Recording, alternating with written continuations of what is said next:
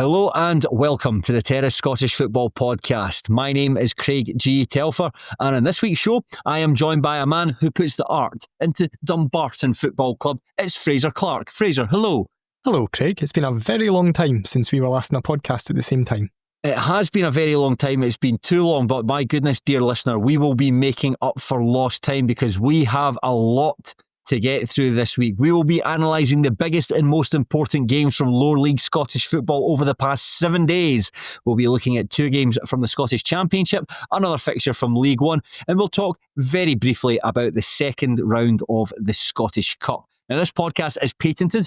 If you're thinking of starting a podcast of your own, you can talk about 2 featured matches, or you can talk about 4 featured matches, but you cannot talk about 3 featured matches. That's our IP. Don't steal that. Our inability to have a laugh is not patented. It's not something we're great at, but who knows, Fraser, maybe you might breathe new life into this tired format. We'll find out over the next hour or so. Are you well otherwise? Yeah, I am. I was just thinking, and I think it's my bio on Twitter, I was once referred to as informative and often humorous. So I think I might be able to bring a laugh to us. Big talk, mate. Big talk. But listen, is Fraser insightful and humorous? Let us know at about the 63-minute mark when you've had a proper chance to digest everything we've spoken about. Please leave a comment on YouTube. Please let us know on social media or the Discord. Just whatever's easiest for you. Do let us know. But that's good, Fraser. I am glad you're well. I'm thinking, you haven't asked me how I am, but I'm just trying to think if I've got anything interesting to update you with. Is your bathroom all right? I mean, there's been no more dramas on that front? Nah, no more dramas. Like I say, I've changed the stance that I stand when I'm showering now and try to spread my weight as far as possible and don't move. So basically, do you know that way when you want to wash your face? Instead of turning around to face the water, I sort of lean backwards and just let the water trickle down over my face and onto my neck. So it's not a perfect way to clean your body, but at least it won't put any holes in the floor, and ultimately that's the most important thing. I think this is lovely imagery for people who are listening to have to start. Start it by thinking about you in the shower. I think that sets the podcast off in the right tone for what we're going to do over the next hour or so. I wonder if there are any women that listen to this podcast. I can't imagine there are many. It's probably single-digit figures, and I imagine they are...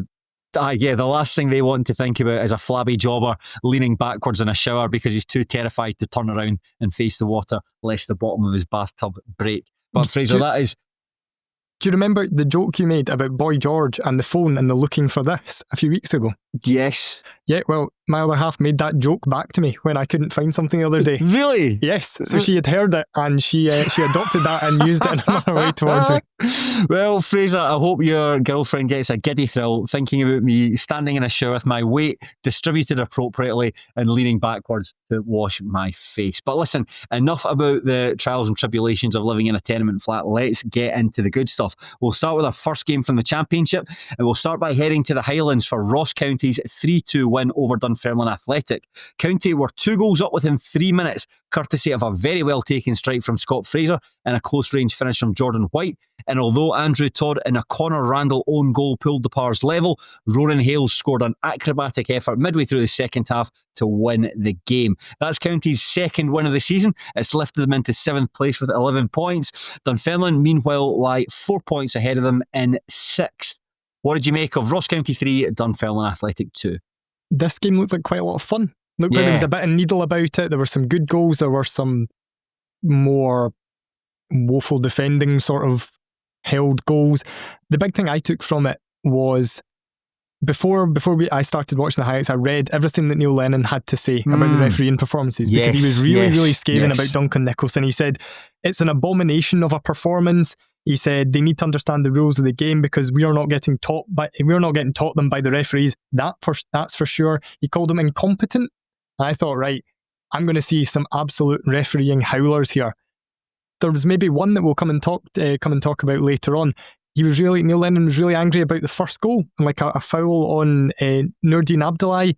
I watched it and I thought, I must have missed the obvious foul. Yeah. And then I watched it again and I thought, I must have missed the obvious foul. And then I watched it again and watched Abdullahi really, really closely and thought, okay, he maybe has a wee bit of a claim there, but for me, I'm wanting my defender just to be stronger. Yeah. I think you're absolutely right there. I watched actually Neil Lennon's post-match interview before I watched the match highlights. Similar to yourself, I had a look in Pie and Bovril just to get a lie of the land. I do that for every match, but you're probably yourself. You just look at the match threads to find out exactly what supporters are saying about the games and how they'd gone. And when I'd read about the refereeing performance, I thought, brilliant. Let's see what Neil Lennon's saying to it. And you know something, see, since Lennon had gone into Dunfermline, I thought it was almost like he'd been neutered slightly, that he's the sort of guy, he needs to be managing a big club, you know, like Celtic or Hibernian, someone like that, someone with big crowds who have got like very obvious adversaries that he can noise up and get angry about. And I think if he gets angry about something, that the players can buy into that. And I think that by going to Dunfermline, he didn't necessarily have that. This, however, this was the Neil Lennon that I know and love when he tore into the referee. Same as yourself. I didn't think it was a foul in the first goal. I looked out for it as well. Couldn't see what he was talking about. The one where I do think he might have a case to make is Declan Gallagher's elbow on, forgive me, I think it was Matty Todd. Matty Todd, yeah. Matty Todd. It's Declan Gallagher looks like he passes the ball back to Trevor Carson, and then it happens very quickly, but it looks like quite deliberate, like he puts his arm up to try and block him. Maybe not to elbow him in the face, but he certainly seemed to connect with him. So I think I've got a degree of sympathy with Lennon in that regard, with that decision. Yeah, and I think actually it might be Matty Todd's reaction, above all else, that gets Declan Gallagher off with it, because he almost looks a bit perplexed by it, and he kind of goes down, but it's more like going down what's just happened, rather than if he'd gone down holding his face a bit more dramatically, maybe it would have forced the referee into making a decision. Yeah. I think it's one of these ones where, when I saw it, I was expecting a really violent, forearm smash, and I don't think it is that violent. But it's really, really stupid from Declan Gallagher. And if he concedes a free kick there and gets himself sent off for that, I don't think he can have any complaints. I don't think Ross County fans would have any complaints. It's just such a needless, pointless thing to do, where his frustration has obviously got the better of him. But I think it's Matty Todd's reaction. The referee maybe looks at it, or maybe just catches out of the corner of his eye. You're maybe looking at the assistant to be better positioned to get a view of that. And if Matty Todd makes more of it, you go, right, we've got a decision to make. But because his reaction makes it look like he's just kind of ran into someone and fallen over. That's a good point, yeah. The referee, if you're in the ref's shoes, and I was quite a young referee, Duncan Nicholson, he's maybe thought, right, I don't need to make this decision. I don't need to make a decision here. Just like, no, it's not enough in it. You've just ran into him, or you've just been a wee bit of a barge or something like that. And it feels as well that I think that Gallagher was very fortunate to get away with that, because I think it feeds into a discussion that certainly Sean and I have had on this podcast about Gallagher's start to the season at Ross County. Really quite poor. I think we expected quite a lot from him, given, I'm going to imagine that County have invested quite a bit of money in him. Tony Docherty's made him the captain, has shown a lot of faith in him, but he didn't start the season well. Very poor against Queen's Park, had been culpable for both goals against Arbroath, was poor in that match, and this could have been a game-defining decision, which then leads credence to that he's not started well. However, it goes in his favour. His team win, and then they're climbing the table and beginning to move away from danger. So it's just funny how those things can work out. If that was one of the big decisions that Lennon was unhappy about, I thought he should have been really unhappy about his side's defending, because all three goals, maybe the first one, the first one was badly defended. All three goals were poorly defended. I think there's a different kind of badness in each of them, from just like a carelessness to a lack of effort to allowing the ball to bounce 6 times inside the box before someone finishes it. So there's all just varying different degrees of poor defending across the goals he conceded. I thought the third goal, based on, I don't know how long the highlights package was, 9 minutes or something, I thought the third goal felt like it had been coming all game, because Dunfermline looked so bad when it came to clearing the ball from their own box. Just stick your foot right through it and stick it on the halfway line. But it felt like there was a couple of times where they'd maybe snatched at a clearance, or they'd headed it up into the air, or kicked it kind of to the edge of the area where County had been to pick it up. And so when that goal went in, it's a really good finish by Ronan Hale. It's aided by some woeful defending. It felt like, if you're a County fan, or if you're a Pars fan, you would have watched that game and gone, that had been coming. Yeah, it looked like it was that way.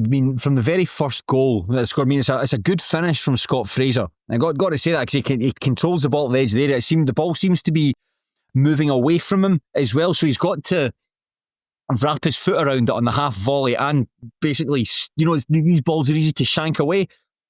to wrap his foot around it and get the shot in there. It's a really good finish, but I think it's Abdullahi that slices a clearance right to him.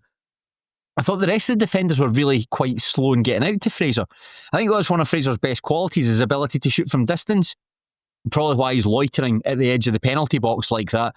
But surely if the ball goes to him, you think, right, get out to him. And I just thought they were too slow, and as good a finish as it is, the fact that he was allowed to basically control it and have a bit more time to think about what he was doing. I mean, it's split seconds, but nevertheless, when you've got players of that quality, that's the damage they can do, and you're a goal down after just 2 minutes.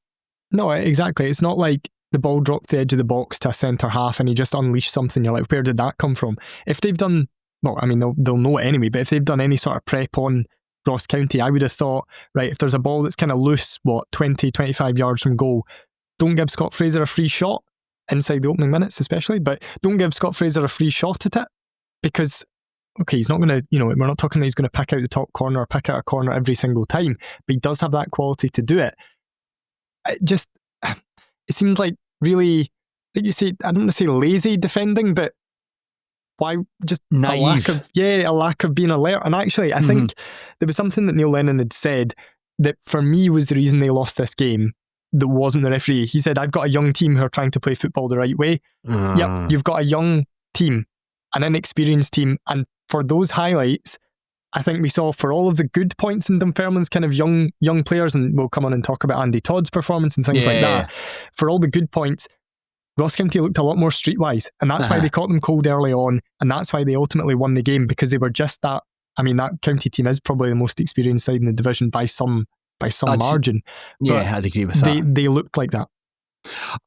But it's very easy to look streetwise when your centre-back opponent plays a 20-yard square pass to Jordan White that's easy enough to pick off. In fact, who was it? In fact, it was a Ronan Hale, pass to Ronan Hale, beg your pardon, pass to Ronan Hale, sets up for Jordan White. And just within the... I'm going to imagine Abdullahi take a bit of culpability for the first goal. It was quite a poor clearance. When the ball could be put up towards the halfway line, he played it straight to Scott Fraser ahead. This is him trying to settle himself into the game and just get that one mistake out of your system. Set yourself into the game. You've got Chilakoa Mullen just 20 yards ahead of you. Give him a nice square pass. Hang on a second, that's not Chilakoa Mullen. That's Ronan Hale. And then straight away you're in. And it must just be, I always think if you concede an early goal, there's a sense of disbelief that it doesn't really count. And you've got, it doesn't matter because we've got the entire game to try and claw that back. But to do that after 3 minutes with 2 goals, 2 very preventable goals, that second one especially, must just be absolutely despair, and it just, crushing all the game plans that you put in place over the course of the week, just completely undone in the space of 3 minutes. Yeah, it's a strange situation, or it must be a strange situation to be in if you're a manager and you've, like you say, you've worked on stuff at training all week, you've presumably done your analysis on County, right, this is the way we're setting up, you've had the team bus up there, so you've been, 4 hours or whatever it is in the bus to get up, you've probably ran through potential, game plans, and if we're in the game at this, we're, say, a goal down after 60 minutes, then we're going to do this, if we're 2-0 up after 70 minutes, we'll do this, and then all of a sudden, inside 140 seconds or so, yes, you're basically a couple of goals down. Chuck out the window, especially when you're Neil Lennon, and his response historically to going goals down is just to continually put attacking players on. You can't do that after 3 minutes. It doesn't work. Something, they came back into this match, I think Andy Todd, and I don't know about you, but the highlights I watched were the Dunfermline highlights, and although they don't have commentary on them, there was someone who was commentating in the game that was sitting very close to the microphones, were very helpful. And I think Todd's had a pretty good start to the season, certainly scoring a lot of goals, showed a lot of promise at Dunfermline, looks like a very good player in the air. I think a lot of his goals have come from headers. I need to double check that, so don't quote me on that, but the commentator says that Todd had been, I think Iakoviti had pocketed him during the course of that first half. He didn't really have much of a sniff at goal, but it's a brilliant ball out from the left hand side. I think it's Shea Kearney that puts over to him. And it's a great header, kisses the underside of the bar and goes in the way in. And I think that completely alters the game. You score to pull one back into first half injury time. A goal that looked like it came out of nowhere as well completely alters the complexion of the match going into the second half. I really like what I see from Andy Todd as well, because I feel like there's not that many Andy Todds out there. Like, he's so old fashioned. Like, he came on against us in the Betfred Cup, Premier Sports Cup, whatever it is, at the start of the season. I didn't really know what to expect. I knew he'd had his loan spell at Elgin. I think that was quite brief, and then he had a loan spell at East Fife. He's Fife, that's he right. went to East Fife, and that was I think it was relatively brief for injury. I got an injury, I had to go back. Yeah, injury brought into it. But obviously, like, I knew who he was because of the glasses. Like, that's just why you know who he is. So I'm quite interested to see what this guy's like. I was so impressed by how physical he was. So he was up against Mark Durnan and Morgan Neal, like two, probably the most physical lower league centre halves you'll get. And he was given as good as he got. And although he's quite tall, you get the feeling he's still got to fill out a wee bit as well. So to be this good in the air at whatever age he is, 19, 20, something like that, to be that good in the air, to be that good physically, given as good as you can get against these big bruiser centre halves, that's something you don't get. You don't get proper old-fashioned centre forwards anymore like that. I feel like I'm kind of going back and No, it's actually a good observation to describe him as like it's quite old-fashioned. You're right. You don't tend to see players like that. I'm trying to think, and maybe it's just the glasses. In fact, it probably is the glasses. I'm trying to think. I'd maybe compare him, although they sort of play in different positions, to someone like Finlay Gray, who's at Stennismuir now. I just in that sort of like a scrappy, where you're not necessarily like big in stature, but you're quite, as your performances are all quite big-hearted, and what you lack in stature, you make up for just by being like quite physically strong, by being quite stout and quite hard to get the ball off. And I think that Finlay Gray's probably done as much growing as he's likely to do. But I think Andy Todd, Andrew Todd, Andy Todd's his father, but I think Andrew Todd has got more growing to do, and it's exciting at the moment. I mean, the fact that you're up against somebody like Alex Shikaviti, who I'm going to imagine was told, to really keep an eye on him because we know how good he is. You slip away from him for half a second, and the ball's in the back of the net. I mean, it's a great ball in from Kearney. Got to say that. It's like right in a plate for him. But just a really good goal, and someone who is come into prominence over the course of the season with Lennon. I think that's something that I've quite liked about Lennon, is the fact that he's put a lot of trust in young players. I mean, to be honest, I don't think he's got much of a choice given the makeup of the squad. But the fact that Andrew Todd's playing regularly, John Todd's playing regularly, the fact that I can't remember who it was a couple of weeks ago, but the pair of them combined to score a really nice goal. In fact, I think they both scored in the same game. It's fantastic to watch. There is something quite old-fashioned about that. Two brothers setting up goals up for one another, two brothers scoring the same game. You don't, maybe something like from the war. You might not see that like outside of that. Strong genes as well, because John Todd is absolutely huge. Yeah, exactly. So it augurs well for Andrew Todd's growth, for his development. I'm excited to see where he goes. I liked the look of him when he was at East Fife, and was sorry that it was injury that cut his loan spell short. I think he could have done some real damage there. So it feels like he's maybe playing a wee bit of catch up. But nevertheless, it's a very vertigious line that he is on travelling through at the moment.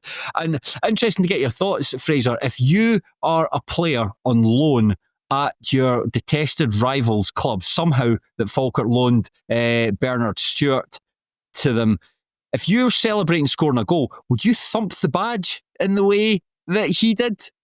Listen, you've got to do what you got to do to get the fans on side, don't you? I did notice that, and I actually had to rewind it to be like, is he thumping the badge? Is he thumping his chest? Has he got a scratch? He's scratching his chest. Has he got a wee edge? But no, he's proper thumping his chest there. I quite like him as well. When was it? They were playing midweek. Was it? They were playing a midweek Friday night game on BBC Scotland. It might have been Wraith Rovers a couple of weeks ago, and that was kind of the first proper look that I've had at him. I quite liked what I saw. Yeah. I think he is obviously quite raw. Nah. I mean, it's been a huge jump up from, what was it, Edinburgh Uni or something like that? Heriot Watt University, aye. Yeah, Heriot Watt Uni to Falkirk and then to Dunfermline. Like, you'd maybe expect him to, if he was making that jump, that he'd maybe go on loan to a League One club this year. Mm-hmm. So to go on loan to a club the size of Dunfermline and then to have that kind of pressure put on him as being like, right, we're really looking for you to deliver something. Oh, and by the way, we hate your guts because you play for one of our rivals. Fair play to him for the way that he's reacted, because I think he looks like he's got something. Whether he's good enough or got something enough to be leading the line for a Dunfermline team with aspirations of the top four this season, probably not. But you get the feeling that the fans are maybe starting to warm to him a wee bit, and I guess something like that, the thumping of the badge, can only help. Let's be honest as well. Falkirk are still in the Premier League this time next year. Is he going to go back there and play? Let's be honest. The way things are going at the moment, I don't think Falkirk are really missing him. So they've had a really strong start to their Premiership campaign, and fair play to them. But I think that your description of Barney Stewart is spot on. Really, I think that he is raw. Is what he's always going to be described as. I think because he's got. I'm going to imagine if you imagine him in Football Manager, see his physical column would all be like dark green. He's a big, strong boy, good runner, can put himself about a bit. Like good, I think his mental column would be quite good as well. Strong aggression, good determination. See his technical column, I think it'd all be like very weak yellows. Probably he might have a sort of an 8 for heading, but the rest of it would be quite poor. I think that he has got the athleticism to make it as a player, but maybe not the other parts of his game. Yeah, it'll be interesting to see how he develops, because I suppose he's followed the same route as Anton Dowds. Yeah, albeit Dowds spot on. Dowds came in first of all at East Fife, and I remember watching him quite early on, and that description that you gave of Barney Stewart is almost exactly Anton Dowds in League One, going back 7 or 8 years or whatever it was. Fraser, just on that, Anton Dowds, I saw him last week playing for Partick Thistle against Ayr United. No, playing for Ayr United against Partick Thistle. Sorry, he came off the bench, and it was he's stronger. And he's certainly improved as a player, but he's fundamentally not changed. I think if you're going to bring Anton Dowds in, you're going to get a chaos factor from him rather than anything else. And I think Stewart might be the same. I think he's the sort of player that will follow instruction really well. And I think he'll be a nightmare to play against. But imagine if he's been put through on goal or something like that. How much would you fancy him to beat the goalkeeper? Yeah, he's never going to be that. I'm trying to think of who's your archetypal Championship goal scorer, a John Baird, a Chris Doolan, someone like that who's just so composed in front of goal and just has that kind of clinical edge around the box. But there's always going to be a role for an Anton Dowds or a Barney Stewart. Yeah, of course. Clubs are never really going to turn their nose up at that physicality. Be like, right, there's something we can do here. So you look at how Dowds developed, and I remember him early on at East Fife being like, right, there's quite obviously something there given the jump he's made, but he looks really raggedy, he looks a bit clumsy at times, he looked a bit cumbersome at times, and then it just, over 3 or 4 seasons almost, just built and built and built into the player that he became before the injury at Ayr United last season. I mean, he looked probably the best he's ever looked. The way he started the season at Ayr, that was as good as we've seen from him. Don't disagree with that. Yeah, I think it was a massive blow actually when he wasn't able to he wasn't able to complete the season. The season barely got started for him. But I think him and Oakley were really cooking something in attack together. And unfortunately, they went and signed Curtis Main. So if you could have at least one battering ram and one sort of chaotic battering ram, just have 2 battering rams instead. George Oakley, Curtis Main, Anton Dowds. Like, you'd leave that game with so many bruises. Do you watch the Wyatt family from the WWE? That's who they look like, just big, strong boys, quite technically limited, but my goodness, you're in a fight at the end of that. From this game, Fraser, that's County's second win of the season. Can we read much into this game? Is this the sort of match that we can look to say is a progression of sorts? Because it seems as though that their 3 goals, they didn't necessarily have to work very hard for them.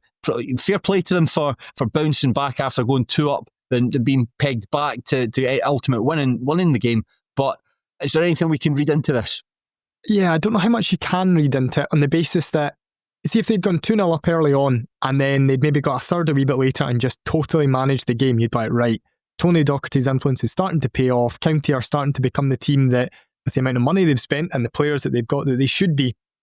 The fact that they chucked away the 2-goal advantage, could have gone down to 10 men and then got, again, like we said, a really good winner from Ronan Hale, who is probably the best striker in the division, certainly in terms of natural ability, is right up there.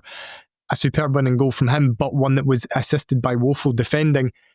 I think if you're a County fan, you probably can't take all that much comfort from it. Like, you'll need to see more. You're right, this is now something to build on, but the fact that they went 2-0 up, they put themselves in that position and they still crumbled and then needed a bit of fortune, both with the red card that wasn't and with the winning goal. I think they've still got some convincing to do. I think so, yeah. After the game where they beat Wraith Rovers, just I think it was at the start of the month, yeah, it was at the start of October, they beat Wraith Rovers 2-0, and that was a game that could have gone either way. They had, I think Dylan Easton had a shot cleared off the line. Declan Gallagher made a brilliant block just to prevent that from going in, and then right at the end they go up and put the second goal to put the game beyond doubt. They followed that up with a 0-0 draw against St Johnstone. Probably a good result in context given how well St Johnstone are doing, and I think that Tony Docherty was delighted, kept saying that their place. He kept repeating the fact that it's a tough place to come. Any team would be delighted to get a point here. But then to follow it up, another hard-fought performance, but one that they came out on the wrong side of, a 1-0 defeat against Partick Thistle. It was a really good goal from Oisin Smith to win that game. End-to-end, actually, down from the corner flag up to the back of the net. So that would have been very disappointing not to be able to build on it. The proof's in the pudding. I know that's a bit lame thing to say, but it is. If you can follow it up with a win against Arbroath, who beat you last time you played them at Gayfield, if you can follow up by beating Arbroath, then we can know whether or not this is a turn point for Ross County. But they're yet to put certainly a positive, consistent run of results together so far this season. Yeah, and from County's point of view, they would have started this season and the aim would have been winning the league. I don't think there can be any doubt about that. That's now gone. And Fowler can quote this and use it back to me in May when they've gone and romped to the title. I'm thinking there's a chance that they're going to win the league now. So the best they're going to hope for is playoffs. Yeah, I think this squad will get to the playoffs. But I'm almost basing that on the squad and the manager rather than what we've seen on the pitch so far. Mm-hmm. And they can't afford to, like you say, the Thistle game was end to end. Not that they needed to win it, but probably should have, or no, not needed to take something to have a chance at the playoffs. But if you are playing relatively well in a game away at another playoff rival, you need to be taking something from it. Yeah. It's no good saying the performance was good, but we lost again. Yeah, that's the 2 wins that could have gone either way. Yet to be convinced by Ross County, but again, we'll see how they get on at Gayfield on Saturday. What about Dunfermline Athletic? Can we read much into this? You were talking about Neil Lennon saying that he's got a young team. They want to play football in the right way. I mean, presumably the right way, hopefully, means clearing your set pieces so they don't bobble around inside the box 6 times before someone gets a shot away. I think this is probably going to be the story of Dunfermline's season. So my gut feeling on them is that on their day they're going to be really, really good. And there's going to be games where all these exciting young players click. And then there's going to be games like that where they maybe throw away daft goals, or there's going to be games where they just, for something, I don't know, they'll come up against a more streetwise team, or they drop points when you're not expecting it. They maybe, we'll come on and talk about Morton later in the podcast, but they'll maybe go somewhere like Capello and they'll just get, bounced around a wee bit and lose a horrible game of football 1-0. I mean, they're not going to be in any relegation danger. I don't see them being in challenging the top 4 based on this performance and just kind of based on how things have been over the season, and with the caveat that you're expecting County to improve, because if they haven't improved by January, they'll just go out and sign loads of players. Yeah, I would say the same though for Dunfermline. I imagine the Pars have got the opportunity to go and put their hands in their pockets. I mean, that's certainly been the case pretty much since Lennon was in charge. I think if the Pars have got the opportunity to finish in the top 4 and say I'm trying to think who would be the new equivalent of Victor Wanyama. Like James Forrest. James Forrest. That's it. If you're able to sign James Forrest on loan, then who knows? You might be able to close that gap and finish in the playoff places. But they've got Ayr United away on Saturday. That is. Is that the Friday night game? Oh, you're absolutely right. It is the Friday night game. It's the El Celtico, which BBC Scotland, I'm sure, right, absolutely snatched the chance as soon as the fixture list came out. Right, we'll have that one for a Friday night. That's a classic game. And then obviously all the chaos went on at Celtic Park as well. So it's even better timing. It's absolutely perfect if you work in television. Yes, I've seen that whoever wins this match gets to manage Celtic. So all to play for Scott Brown and for Neil Lennon. How do you see that one going though? I think it should be quite a good game. I would probably fancy Ayr United on the basis of being at home. Not an awful lot more beside that. Like, it's a game that, ignoring all the Celtic aspect, which will get hammed up probably quite a wee bit on the telly, like this is the sort of game that you want to see on a Friday night because it has the potential to be a wee bit spicy. It's 2 similarly sized clubs, 2 clubs who ultimately will have top 4 aspirations this season, and 2 teams that I was going to say are generally quite good to watch. I mean, I've seen Dunfermline a couple of times this season and I've enjoyed watching them, not necessarily because they've been playing particularly well, just because there's always something enjoyable to watch. Yeah. There's something chaotic, or they're doing something impressive, or they're doing something dreadful. And that's ultimately what you look for when you're a neutral watching a game on a Friday night. I think you've summed that up very well. Yes, it's a good game. Unfortunately, I won't be able to see it. I'm going to see Heim at the Hydro. But I'll certainly watch the highlights. No doubt we'll cover this match at some point, because you're right. I think of all the fixtures taking place in the Championship coming up this weekend, that's perhaps the most high profile and the most interesting. Now, our second Championship game took place in Inverclyde, where Greenock Morton took on St Johnstone. Now, the last time the teams met, it finished in a stalemate. But that was not the case this time around, and St Johnstone obliterated their hosts with a first half blitz. Goals from Chiek Diabate and Josh McPake and a brace from Jamie Gullen put the Sainties into an unassailable lead before the interval, and that's how it would remain. Greenock Morton 0, St Johnstone 4. The Ton have dropped into 8th place. They are still on 11 points, while St Johnstone remain at the top of the table, and crucially, they've extended their lead by 3 points after Partick Thistle lost at Wraith Rovers. Fraser, give me your thoughts on Greenock Morton 0, St Johnstone 4. Cammy McPherson's performance. Oh, yes. I thought we'd have a little bit of general chit chat, but yeah, let's get to the good stuff. Let's talk about Greenock Morton's torn-faced, Pirlo-like central midfielder without the abilities of Andrea Pirlo. Yeah, and see, you know, when we talk about, and we've all said it, I think, in this podcast, you don't like jumping on a player's back. See, when that player has expressed support for Tommy Robinson, don't really feel as bad kind of jumping on his back. Yeah, I was thinking the exact same. I've actually got that in my notes written down. I mean, the performance, it's the second goal, Jamie Gullen's goal, and it's when you watch again, reading the comments in Pine Bovril that McPherson had a particularly poor game. When the highlights is a free kick in the centre circle, he gets the ball played back to him, and he seems to just, I'd use the word swanning around. He swans around looking for a pass, seemingly unaware that there are 3 St Johnstone players closing in on him. It was like a scene from Jurassic Park with the raptors hunting in packs. And I think it's Sidibe just pinches the ball off him, McAleer releases Gullen, and then Gullen's still got a bit of work to do, but the ball's in the back of the net. But it's not just giving the ball away. It was just a real half-hearted attempt to get back. You see him jogging as the ball goes to the edge of the area for Gullen. And not just that, when he gets inside the box, you can see Sidibe, who's managed to keep out of play. Sidibe pulls into space. If Gullen hadn't shot and Gullen had opted to square the ball, Sidibe would have had a tap-in, because McPherson just... It's like shite bag running. You know, where you look as though you're doing something. See, for instance, like, just an example, the ball is, rather than closing down an opponent, see if the ball's going out of play, you sprint after the ball. You know you've no chance of getting it, but you sprint after it because it gives the impression that you're doing something. Whereas if you've got to close someone down where you might get hurt or the ball might kick off you, you might be less inclined to do that. That's the kind of, I hope you know what I mean by that, but that seems to be the kind of display that was in that goal, and it seems to sum up McPherson's time at Morton so far. Yeah, he moves, I thought, when he had the ball at his feet, he moves, you know, when you've got like a toddler attached to your leg, if you've got like a wee family member and they just sort of like attach themselves to your leg, or they start like, you know, that sort of height, that's how he moves with the ball.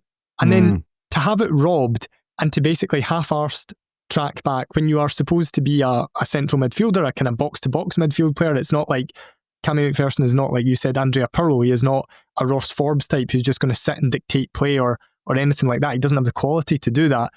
To basically not really bother running back and then to leave, because I had that in my notes as well, both, I think it was Svedberg and Sidibe with tap-ins, like, you've not even gone to stand beside one of them to try and defend this properly. I understand why Morton fans were so fuming, and I think, you know, his signing wasn't a popular one, possibly down to his political views, but also down to the fact that you won't find a St Johnstone fan with a nice word to say about him. Like, they all thought he was absolutely rubbish for the 3 seasons or whatever he was at McDermott Park. So they would have thoroughly enjoyed watching this. You've got a player, and we'll all have had players at our club who've came in, and fans of other clubs have gone, this guy is dreadful, like, you are going to hate him, and you actually want them to do well just to prove people wrong. Like, Jim Lister was the best example at Dumbarton. We had fans, like Brechin fans, queuing up to be like, this guy, total waste of money. Why are you signing some 32-year-old chain smoker for the Championship? And he went on and scored like 14 goals that season or something. I suppose Jim Lister was different because he hadn't expressed support for Tommy Robinson online. But it feels like maybe if he had started well at Morton, then their fans would have got behind him a wee bit for this game, because they know how much the St Johnstone fans had panned him. But he absolutely stank the place out. He wasn't the only one, but he probably stood out because there were a lot of eyes on him. It was an opportunity to prove St Johnstone wrong. It was Gullen's second goal as well, and I think it's important to say that Gullen's second goal, the touch, the turn and the finish are all exquisite. But again, having had the opportunity to watch this back a couple of times, it's McPherson who he does. I mean, the touch comes down and he drops his shoulder and basically does a 180 to bring the ball into his shooting foot. McPherson, just when he loses it, he kind of does a kind of gesture. I mean, it does happen very quickly, and you've really got to like focus in on him with the highlights. But he does it like as if like, I've been done here. Someone else will need to get the ball off him. But it's too. I mean, I sound like I'm taking away from Gull, and I'm not, because he's the one that deserves a lot of the praise. It's a brilliant piece of play from him. But just that, it's one of those things. If you're not doing well in this game and your body language just looks bad, that's the sort of thing that can turn against you. And yeah, I think I described him as quite torn-faced. I just think that it sounds bad, but just the fact he can look quite like sneering as well at times. I think that's the sort of thing that doesn't lend himself well to getting fans on side. I thought it was particularly funny in the fourth goal. When I've watched both the Morton highlights and the St Johnstone highlights, you can hear the same guy just shouts, "Get your arse in there," when McPherson's like not really tackling the guy. You know exactly what he means. Like, do the John McGinn thing. Just put your backside out. Just try and unstabilise him a wee bit. But he's there, but he's not really there. Like, it looks like he was going through the motions. Like, he was there, like physically, Cammy McPherson was there, but actually in spirit, he'd kind of checked out on the first whistle. It's the same. I mean, this is to a much lesser extent, but I mean, kick a man when he's down. It was McPake's goal. The ball gets played over to him on the left wing, and it's a nice wee touch to take him inside Dylan Corr. But we know, we've been watching Josh McPake all season. We know what he wants to do. He's been the most prolific attacker in the division, and a lot of his goals have come from the same thing. He gets the ball on the left wing, drops his shoulder, comes inside and looks to shoot. Very accurate with that right foot of his. Very, very powerful. And just when he does Corr, again, McPherson's just sort of jogging. You know that he'll look to come inside, so go and help your pal out. Go and help him. And so when McPake does come inside, he's got another man to beat. But he doesn't do that. He just sort of just ambles back, gives the impression he looks like he's running into space. And McPake, it's a great finish. Like, a lot of the finishing here was really good from St Johnstone. So it sounds like we're doing them a disservice. We don't mean to, but it just, the goals could have been preventable to one degree or another, and one person and Morton didn't necessarily help himself in that regard. Yeah, I mean, there were other poor performances. I don't think Dylan Corr looked particularly good in this game at all. But McPherson, to continue sticking the boot in, because, well, it's the theme of this podcast at the moment, but to continue sticking the boot in, like Morton fans, I think, were booing his touches of the ball and things like that. Like, that's got really, really bad, and that's not a nice situation to be in. And then I think he played the full 90 minutes, and there was a lot of people saying, "Oh, that's two fingers from Dougie Imrie up to the fans." I actually think that might have been to save him getting booed off. I could have been. I disagree. I don't think Dougie Imrie's. I can't imagine him like that, like, being so bloody minded. I think Dougie Imrie's. He always seems to give the impression that he's trying to find out the best solutions, and that's. Dougie Imrie doesn't strike me as someone that's bloody minded like that. It's not like a Craig Levine would do something like that, for instance. But I couldn't see Dougie Imrie doing something like that. But you mentioned the fans there. The fans were just like not happy with what they were seeing. I think it's after Diabate puts him in front. And by the way, what a player Diabate is! By the way, what a signing he's been. Very straightforward header. I think it's either Dylan Corr or Chris Moore. One of them, out the way, you crash, header into the back of the net. But somebody has a chance, I can't quite remember who it was, a chance that flashes by the post, and there's booing. There's quite audible booing. That's at 1-0 down. And I think it might have been McPake had a decent chance at 4-0, and there's even louder booing. So Dougie Imrie said it was one of the worst first halves he'd ever experienced during his time at the club, and just going by the calibre of the goals and going by how sloppy his team played, it's quite difficult to disagree with that.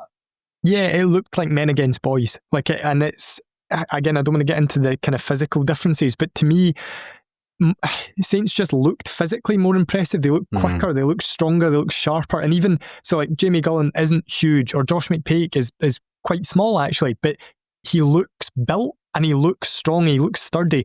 And I was looking at the Morton players around him. They all looked like they hadn't quite fully grown into their bodies. Like they were all just a wee bit too tall and lanky, or just like a wee bit short and weak. And they just didn't look as good a football team. Even taking out, the quality of the goals and the quality of the football. And there's a bit in the first half where McPake is just running rings around them. I mean, He's absolutely taking the piss and quite unlucky not to score. It's a decent save at his near post. But they looked like they were being toyed with by a team at a higher level. And I mean, ultimately, I think St Johnstone are going to win the league. So at the end of this season, Saints probably will be a Premier League team, but there looked like a massive gulf in class between the sides. And I know that confidence, obviously, the early goal for St Johnstone maybe breeds that confidence a wee bit, and they are playing, like, they've got players who you would pay good money to watch. Yeah. I mean, Peake this season, brilliant. Jamie Gullen is having an unbelievable season. He looks phenomenal. Yeah. But Morton didn't do very much to make life difficult for them, which, if you're a Saints fan, that must have just been great fun, because I enjoyed watching it on the highlights, but it looked like a Championship team playing a League Two team. Yeah, Morton's form as well has been really patchy. You know, that win over Adrionians at the start of the month, and you think that's the kind of result that can catapult you or basically galvanise season, which our season had been lots and lots of draws. But now we're seeing like they've lost 2-1 to Ayr United last week. That was a late goal from Ben Dempsey, and then this one where they're absolutely hammered.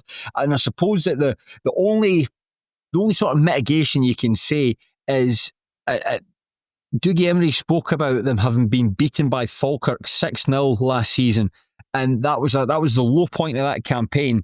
And then it galvanised them. They went on a fantastic run after that, and it would have been around the same time actually, because we've joked about it in the past, but Morton tend to do quite well coming into the middle third of the season, and it gets everyone a wee bit thinking, oh, could Morton actually challenge for the top four? And we know what happens. They end up dropping away by around February time.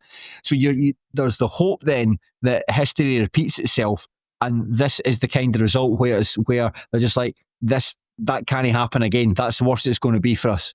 We go out and win next week.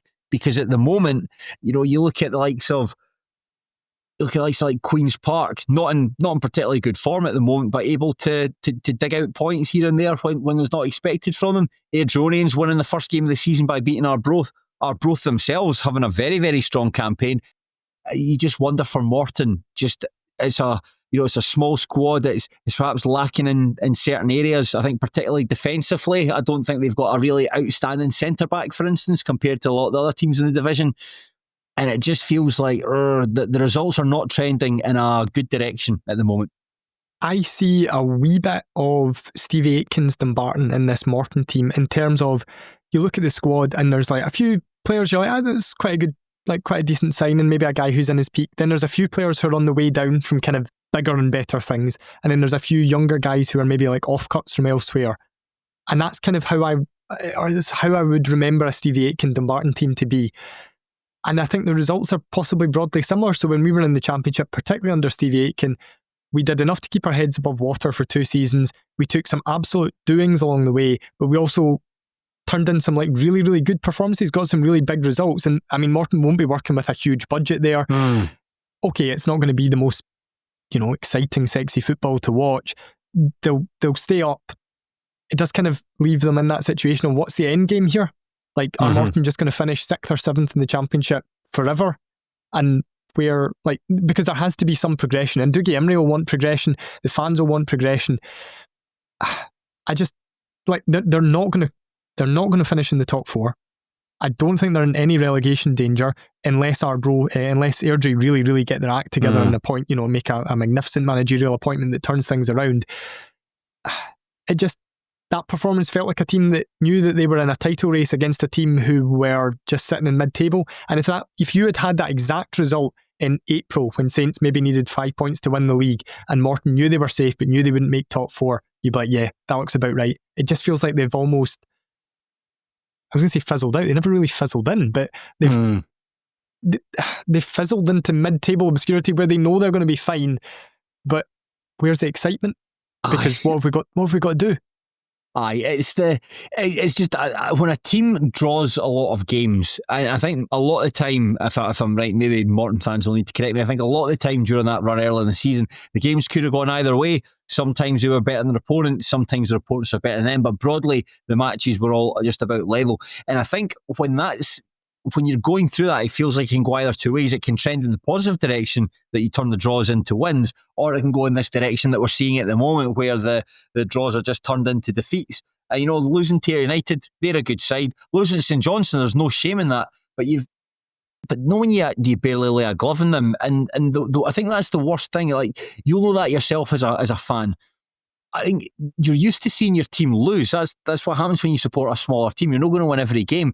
But see, if you're like undone by good goals and passages of play where you're cut open, you're like, well, fair enough. That's what happens. But not when you don't have people not tracking back or being lazy or going to use the word again, swanning around in the middle of the park and giving the ball away and then not doing their best to keep up with their opponents. That's the sort of thing that's going to cost you. But I've no doubt that Dougie Imrie is working hard on something. He's a determined guy, and they've got not the most favourable of fixtures come up. It's an away tie against Wraith Rovers. The Rovers, of course, beat Partick Thistle, as we mentioned earlier. How do you see that one going? That's the weird thing about Morton. See if they get a 1-0 win there and probably deserve it, you wouldn't be massively shocked. Like, it wouldn't come as a huge surprise because, okay, a cracking result for Wraith at the weekend, but they've not been hugely convincing this year, and it would seem like a very Wraith Rovers thing to then go and lose 1-0 at home to a Morton side that are just off the back of a pumping. You also seem to see teams, when they get a bit of a doing, and particularly, like Morton shipping the goals as quickly as they did, they'll maybe go into that game and be like, right, we're going for a clean sheet. Anything beyond that's a bonus. And they set out to be really, really defensive, and maybe they can nab a goal from a corner or a goal from a set piece and, win the game 1-0.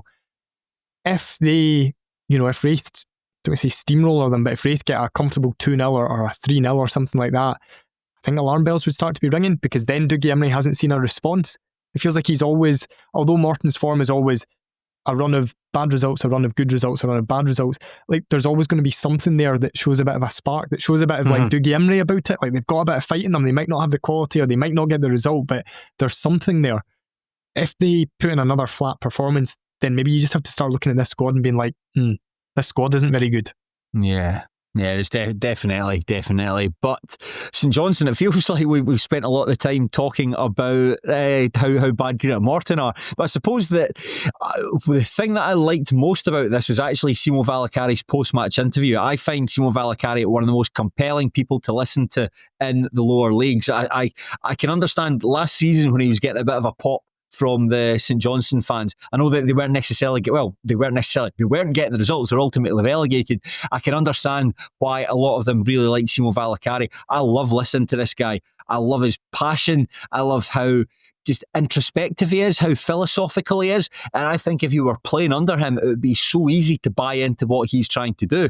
His interview when they were beaten by Arbroath last week, very magnanimous to begin with, but had spoken about the season so far and how the players had risen to every challenge that had been put in front of them, but yet bouncing back after losing for the first time in the league, that was going to be the biggest challenge. And what a response to it. And I think that the thing that I really liked as well, my players don't talk. My players, they express themselves by what they do in the football pitch. And it's just the perfect way to bounce back from that first defeat, particularly in that first half. Just a really expressive, very florid performance from a team that just are really clicking at the moment. Yeah, I totally agree with your wording there as well, and like buying into Simo Valakari. So I was so glad St Johnstone kept him, because I always felt if they went into the Championship, if they'd stayed in the Premiership with him and they'd stayed up last season and he was still their manager, I think they would have been a better watch, if nothing else. But to come into the Championship, I thought, I'm quite excited to see what he can do, because I think if he's given a bit of time to build his own squad and a bit of time in the training ground and not being involved in a relegation battle, remember the old Dave Martindale quotes about every week having to set up for the team you're playing. Yeah. He can actually set a team up in the way he wants them to, and set a team up to attack. And it feels like his team are a bit of an embodiment of him now. Like, there is the flair, there's the excitement, there's the creativity, there's just something a bit different about them, but they're also working really hard. They're also quite sensible. And I just, that looked like a team who are 100% playing for their manager, who are buying right into what he's trying to do, who he is capable of getting the most out of them. I mean, remember, Josh McPake's career went off a cliff a few years ago. Like, he was at Stirling Albion when they got relegated, and although he looked like one of their bright sparks, we're talking about a Stirling Albion team who finished 9th in League One.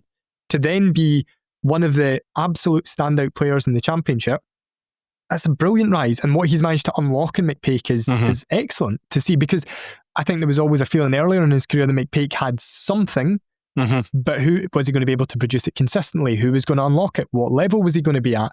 Now we're seeing it, and he's great fun to watch. Jamie Gullen, whom we touched on earlier, like, again, always a player I kind of liked, but I was never fully sure what he was. I just quite liked him because I like the way he strikes a ball, and he scored some really good goals, but I was never entirely sure how good he was or what sort of player he was. Yeah. Valakari's unlocked that. We now know how good Jamie Gullan can be, and if he can keep this up for the season, then it's going to be probably him, it's going to be McPake, and with a shout for the player of the year for the whole league, which is great. And that's, I don't want to say it's all down to Valakari, the guys are obviously working on it, but Valakari has unlocked something in Gullan that nobody else had unlocked. Valakari has unlocked something in McPake that nobody else has unlocked. His signings, by and large, look like they've all been good. They've all enhanced the team. So I've been so impressed by him. And I like him. I just really like him.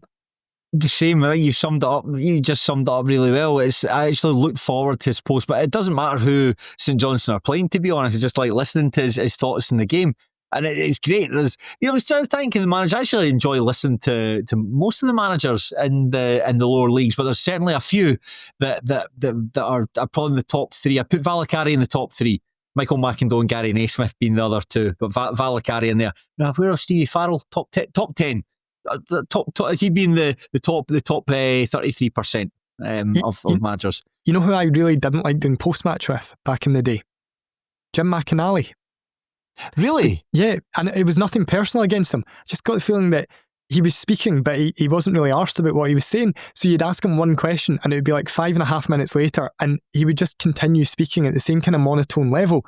And I'd be sitting there like voice recorder out, always trying to identify that line because you had to get the match report in for the Sunday Mail kind of like right on the whistle. So you'd want a John McGlynn raged at or a, Jim Duffy hailed or whatever. I realised that I've no idea what McInally said to me. I've just completely turned off here. Well, Fraser, you want to talk about lengthy post-match interviews? If you hold on for just a couple of minutes, we're going to come on to one of them. But St Johnstone are playing Airdrieonians at McDermott Park on Saturday. St Johnstone will win that. Yes, I think the universe is, and we all agreed with that one. Now, our featured match in League One took place at Broadwood on Friday night, where Hamilton Academical entertained Queen of the South, and it was Ped Murphy who had plenty to grin about after his side ran out 2-1 winners. Jack Stott put the Doonhamers ahead midway through the first half with a finish from the edge of the box, and an own goal from Cale Loffrey put them into an unassailable position. Connor Smith pulled one back for the Ackies shortly afterwards, but it was nothing more than a consolation. Ackies have been deducted 6 points earlier in the week. They've dropped down to 7th place with 14 points, and what just revealed before Fraser and I jumped on this podcast is they will not be appealing that decision. They are worried in case it leads to further sanctions. Of course you are. And Queen of the South, meanwhile, have moved ahead of them. They're up to 6 with 16 points. Now, Fraser, I went to this match. I paid my £20. I spent my Friday night at Broadwood. It was 18 minutes drive from my front door. So you can feel free to ask me anything you want about this game, and I'll do my best to answer it. Excellent. That's what I was hoping you would say, because I've taken very minimal notes, and I tried to watch the highlights last night on the SPFL Dropbox, which I've got access to, clicked on it, and my laptop crashed down, and then I just didn't bother. Right, okay, so, that's a sign then. That's a sign. We'll get through this quickly then. Hopefully the laptop doesn't pack in again. My immediate takeaway from it is this is a really bad result for Hamilton when you've had the, kick in with the points deduction, and then to go and lose to a Queen of the South team who aren't in great form. And then I looked at the stats and it looked like Hamilton had all the ball. Maybe didn't look like there was an awful lot in it, but it looked like Hamilton had all the ball. Queens maybe created more chances, but you were there. Talk me through it. That's interesting. The stats that's not how I would have. That's not how I would have called the game based on the eye test. I thought Queens deserved to win this one, but I think they're early on in the second half. And they created a number of openings, some good chances that they perhaps didn't take through from bad decision making, a player who could have maybe squared it to a teammate instead of shooting. And Hamilton did have openings, but certainly not to the same extent that Queens did. A big takeaway from this one as well is, I don't know how much of Queens you've seen under Ped Murphy, but prior to this match, they had an infuriating habit, a frustrating habit of their goal kicks would become some of the most tensest moments you've ever seen in a football game. It was like trying to watch a team dismantle a bomb with all that, where it's something that doesn't need to have that in. Ross Stewart would stand with the ball, 2 players would stand either side of him, it would get passed around the 6-yard box, they would be swarmed by opposition attackers, and the ball would just go long and come straight back at them. Now what they were doing, they were just direct, and direct in a good way, where Stewart's goal kicks were going long, the ball from his hand was going long. it was going up to Brennan Dickinson. They had Reece Lyon playing quite close to him to get any knockdowns, and they tried to hit Kai Kennedy and Liam Smith on the wings early and then push up from there. So it was quite an up and at them performance, which is not what we've really been used to from Queens under Murphy. And I think that Accies just couldn't really get to grips with them. They had their chances and they had some decent openings in the game. And even although Queens were the better side, Accies were very much in the match, even at 2-0 down. But it was one that Queens deserved to win. And you would like to think, if you're a Queens fan, this could be seen as a turning point just for the way they play and just for the way they progress over the course of the season. The thing that I always think about Peter Murphy teams is that they always get better over the course of the season. That was absolutely the case with his Annan team. I mean, I remember the season that they won the playoffs. We beat them, I think, twice before the clocks changed. And then they fell to the bottom of the league, actually. It was 2 or 3 years ago on this day that we recorded the podcast. Greg Wild scored the winner. And they fell to the bottom of League Two and went on to get promoted that season. So you almost just need to let Peter Murphy, he's going to try and play sexy football. He's going to try and pass it about. And then he's going to realise that actually he's really good at getting big, horrible, aggressive teams who are good in the air, who are good attacking the ball. Because that Annan team were very direct, were very physical. And they were so good at it. And I wonder if this has clicked again from, it can go long. It's funny that you're saying that, because some of their best players were guys that he had when he was at Annan. Like Benji Louison was brought back into the middle of the park. Louison isn't the most talented football player on the planet, but he's a big boy that can put himself around. He's good at disrupting things. He's got his big shoulders. He can crash into people and give the ball to the better players. And he was doing that a lot. Not a sexy role by any means, but I think that the kind of player that a lot of teams need. Reece Lyon had quite a good game, sometimes let down by his decision making, but he's a big physical presence. And Matty Douglas had a decent game at the back as well. So there's a spine of the team effectively made by as big lads at Annan Athletic. The player that I really liked and I thought had a right good game was Brennan Dickinson, who I think Brennan Dickinson might be Queen of the South's best player. The big caveat coming with that is that he is just incredibly injury prone. And he went off with a pretty, I wouldn't say a serious injury, but I think it's an injury that's going to keep him out for a long time. Certainly in for about a month or so. God, I'm saying that like I'm a physiotherapist. I take one look at him from a distance and says, yep, there's a hamstring strain. That's him out for 6 weeks. But it looked like he was in a bit of discomfort when he was coming off the pitch. The problem with Dickinson, for a player of his talents, it's probably only the failings of his body that means that he's playing League One football at the moment. But just playing up front, he's a very good player. He can play pretty much I think most positions he can actually fill into to some degree. But I think he's best as a forward, and just with him being able to bustle into like Cale Loffrey and who's the other Lee Kildare, push them around and bring Lyon into play and get the wingers going. It just really allowed Queens to get up the park. It's quite an unsexy role, that just the sort of back to goal striker. There's a lot of hard graft in there. And I think he'll be a miss going forward. Curtis Guthrie's out as well. I think Guthrie was brought into the team for that specific role, but he's out with a sort of long-term injury. So it's Freddie O'Donoghue came on as a sub, a sort of young guy from the academy. I think he's sort of ginger-haired fella. Not a player I was familiar with, but he was able to put himself around a wee bit. But on the whole, good performance from it, and a much-needed performance. Because Sean and I spoke about it on last week's podcast when they were beaten 3-0 by Peterhead. And they were crap that day. They were really, really bad. Lost dreadful goals and then just didn't have a clue how to break Peterhead down when the onus was on them to find a way back into the game. But this was much more front-footed from them. And I think that we might have seen a blueprint going forward for them to how to get the best of the season. Dickinson is an interesting player because, I mean, we played Queens 5 times last season, I think. I think he was injured for a couple of them, so missed them. But I'm fairly certain I've seen him play at left back, centre back, centre mid, left mid, and up front. Yeah. I'm fairly certain I've seen him play, or certainly like left side of a back three. Mm-hmm. And he is just such a good footballer. And he does have everything physically as well. So you are probably looking at someone like, right, you're really good physically. You're quite quick. You're really fit. You're strong. What's the catch? Technically, you're really good. Why are you playing at this level? Oh, right, there he goes off on a stretcher again. That'll be another 6 weeks without a game. There was There was a funny moment during this match. I went and sat in with the Queen's fans, and it's again quite voyeuristic. I expected, given the form of both teams going into this match, I expected Hamilton to win this game. I thought a lot of people did, so I thought I'll go and sit quite close to the Queen of the South dugout and just be able to watch Murphy and his backroom team react to the shouts around them. But there was a really funny bit. There was a boy sitting like 2 rows behind me, like an older guy, must have been in his 70s, at least in his 70s, if not a wee bit older. And he had like the old man football voice. And it's kind of like that. It's quite slightly raspy and quite aggressive in that regard. And there was a bit, he was all he did was want Queen of the South to go long. Right? That's all he did. Any time the centre back was on the ball, rather, there was boys that would like pass it sideways. He would look up, see nothing on, and then just give it a teammate. No! There was a really funny bit where Ross Stewart had the ball in his arms and he sort of waved the team up because he was going to go long. Kicked the ball out of his hands, went flying over the midfield, over the Accies defence, bounced in the box, and Jamie Smith grabbed it. That's the way, Queens! He shouted at that. proper laughing out loud at that. That's what you want. Basically, just the ball to be as far away from your penalty box as humanly possible. So, and the other thing as well, I realised how much I hate drums at the football. The Queens fans had a young team there on the highlights. That's all you can hear is the sound of this drum in this empty, soulless, very cold stadium. And I hate it. Hate them.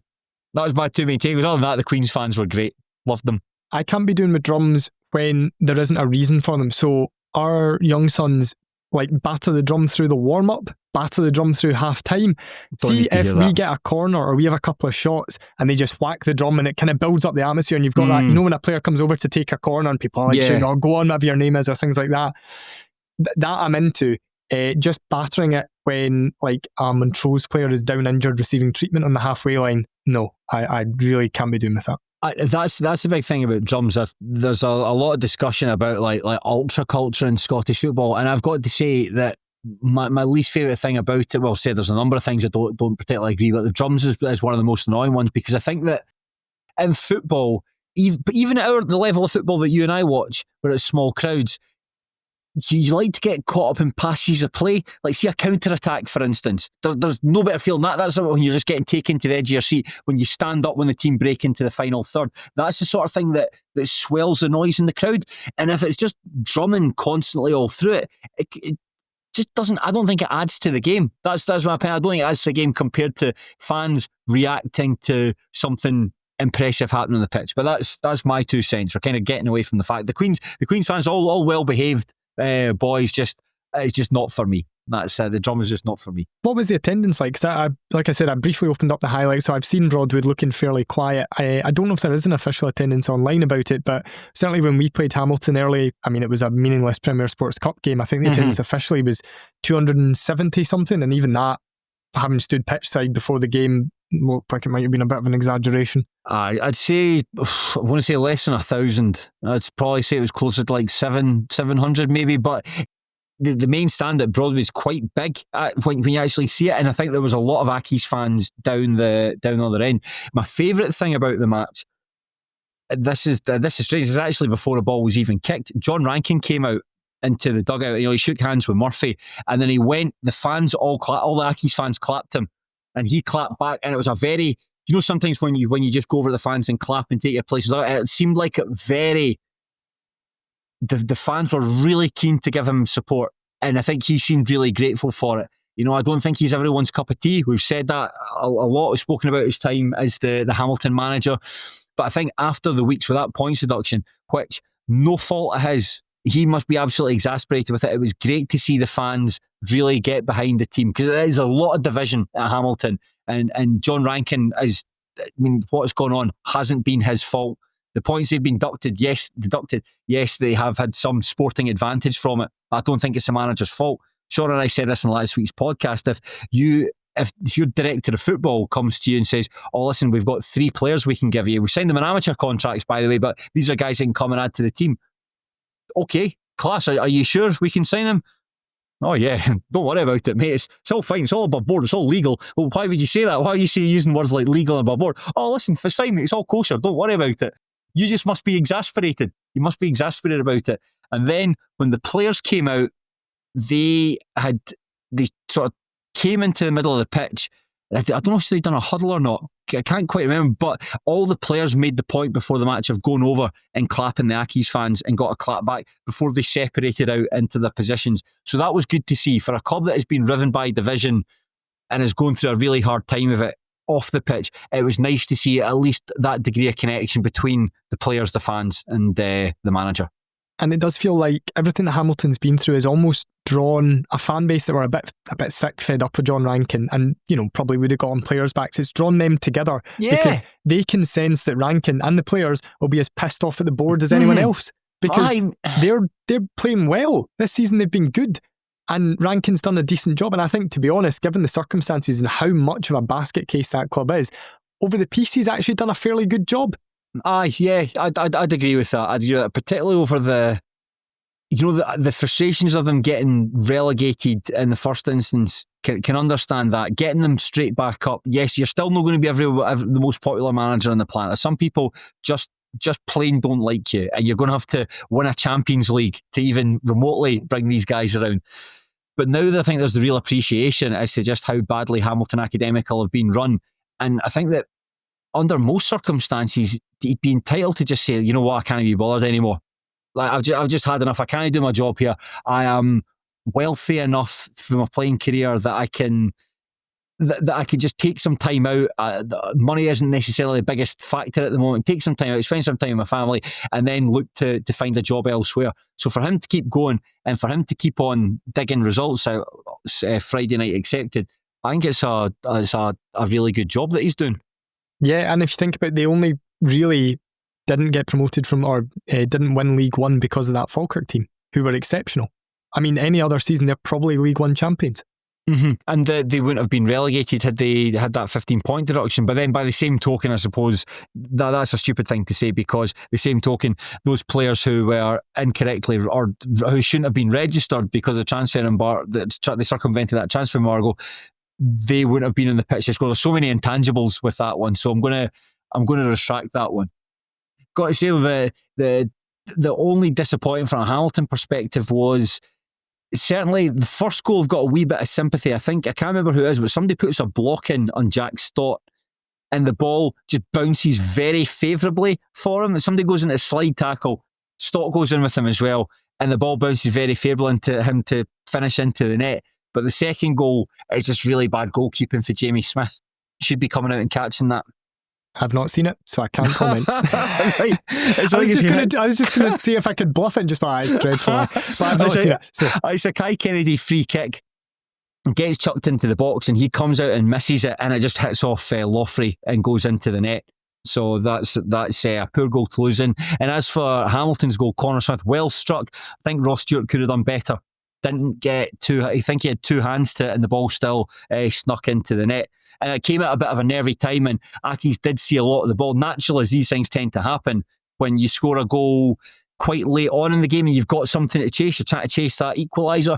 Accies put them under a bit of pressure, but Queen's held firm. And so this could be, depends what happens if they kick on me. They've got Stennismuir next at Palmerston, and Stenny have got quite a poor record down in Dumfries. How would you see that one going?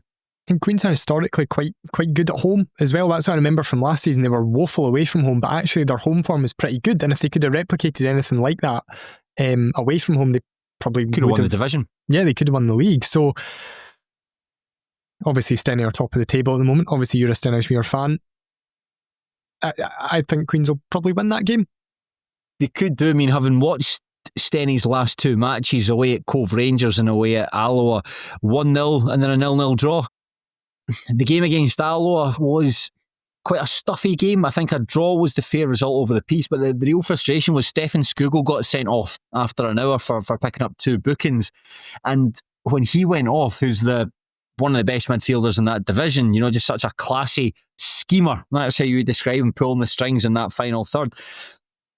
Alloa reacted very well to it. I thought Andy Graham's substitutions were spot on. They brought on the young boy Burnside to play up front. His hold-up play was excellent. His touch was really, really good. I can't say I knew much about the boy, but when the ball was going into him, he was able to take it, turn, and just carry the team up the park. And so for the pressure that you wanted Stennismuir to put them on, they couldn't quite exert it because of how good Burnside's performance was. So I'll be delighted with that point. But Stenny just not scoring a fantastic amount of goals at the moment. However, I do think that with Queen's missing, I imagine Dickinson's going to be missing, Guthrie's going to be missing, Kai Kennedy went off with a wee knock. He had quite a good game out in the left flank. With Queen's missing those players and Stenny, Ewan O'Reilly's going to be back for this one. He had a bug and missed out on Saturday. Mikey Anderson came off the bench. I think he's been a bit of a miss. Finn Robson's apparently close to returning. These are all really important players for Stenny, and I think they could give them the advantage. So I think it'll be a tough game for them, but I wouldn't write them off completely. I actually would take a point from this one. Yeah, I could see a draw. To be fair, I could see a draw. I mean, I'm also thinking it's after the clocks have changed and it's a Peter Murphy team, so actually you might not have a chance.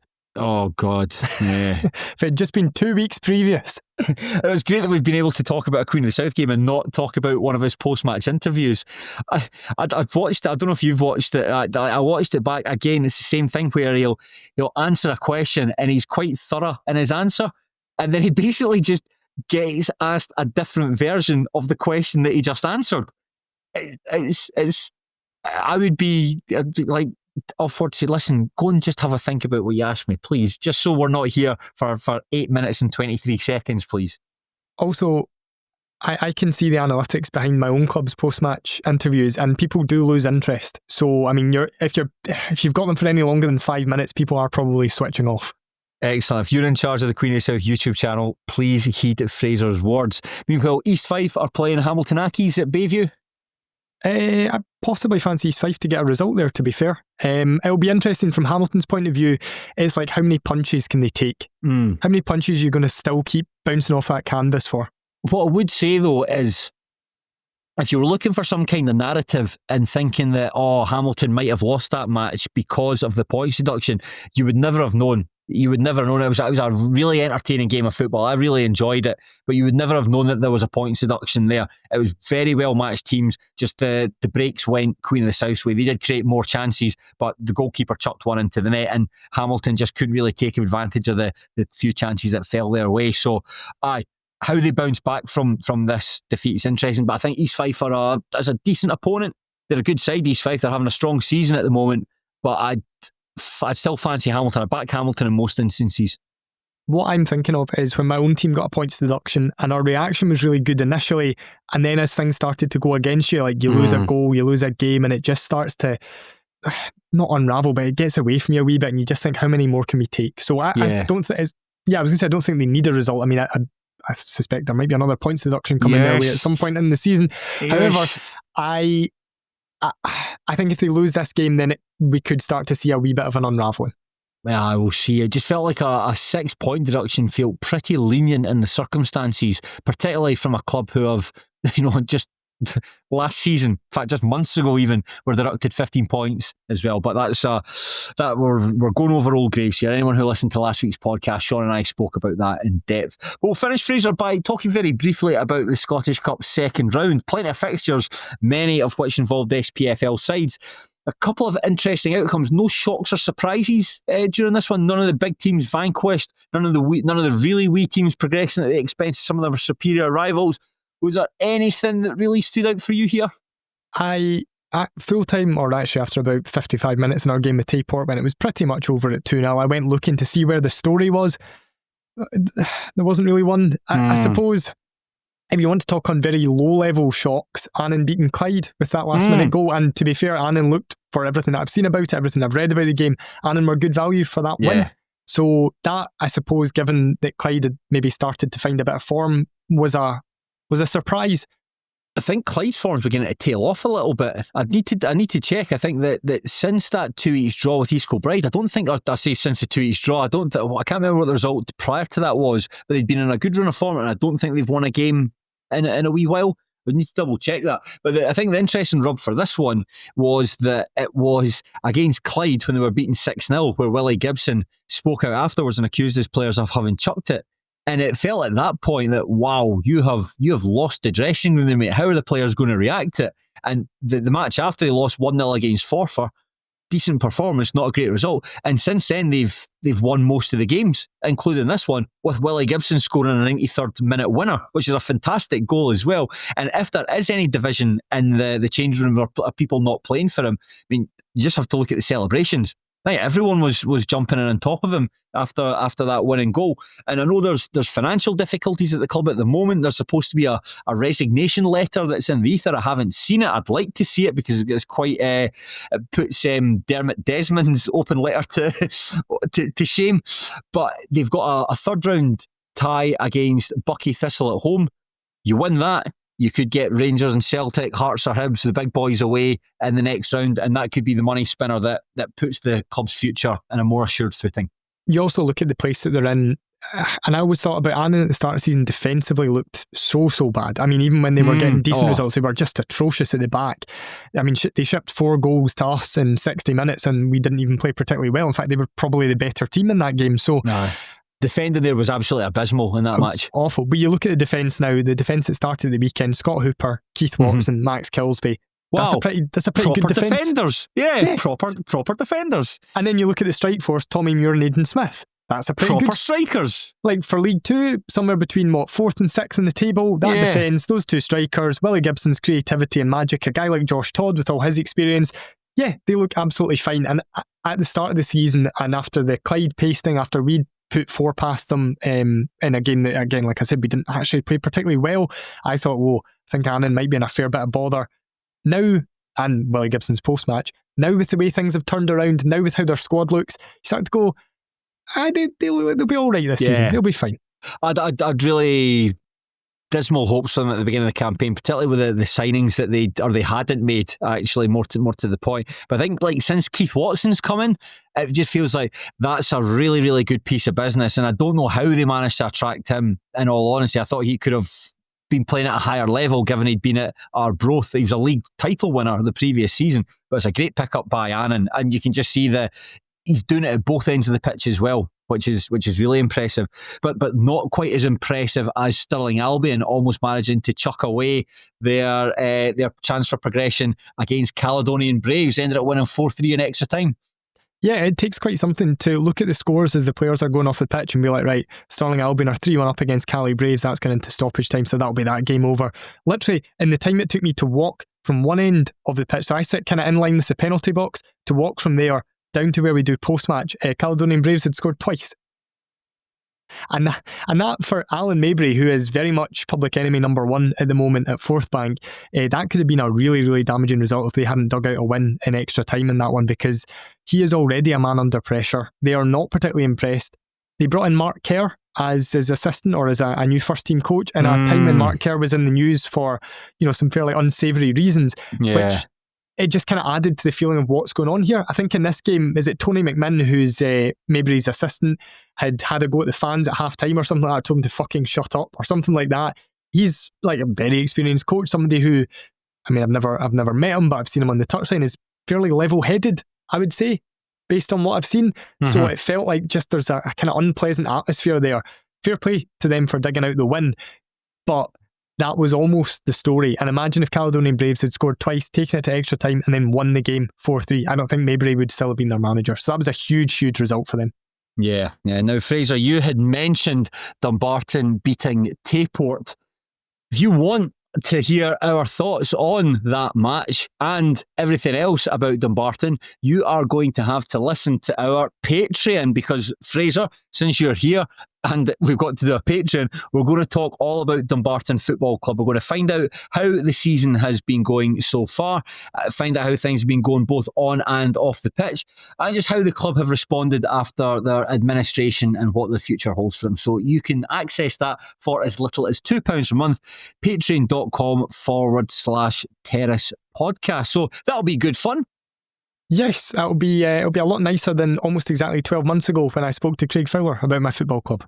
Yes, exactly. And I suppose the reason was because you were speaking to Craig Fowler and you were not speaking to me. Nothing to do with the administration. But Fraser, we'll jump over to Patreon. So Fraser, thank you. No, thank you. And to you, the listener, thank you. Oh, thanks, Craig. Thanks, Fraser. And enjoy your football. But unlike Cammy McPherson's social media content, please do so respectfully. Take care. Goodbye.